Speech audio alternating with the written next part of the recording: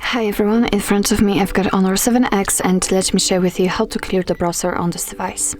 So first of all, let's open your browser. In my case it will be Google Chrome, and now let's tap on the three dots icon in the right upper corner. Here we have to enter the history, and as you can see, this is the list of all previously visited websites in my case.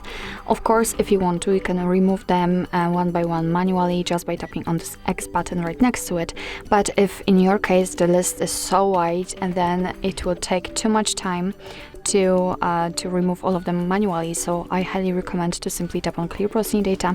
And here we've got some basic and advanced options. In basics we've got browsing history, cookie sensor data, and cached images and files, and in advanced we've got also saved passwords, autofill from data, and site settings. If you want to remove something, just make sure that the option is marked. What's more, we can change the time range from last hour to, for example, last 7 days. So let's simply tap on clear data, and we just got back to the history, which is obviously empty, so it means that we just successfully removed browsing data from this device.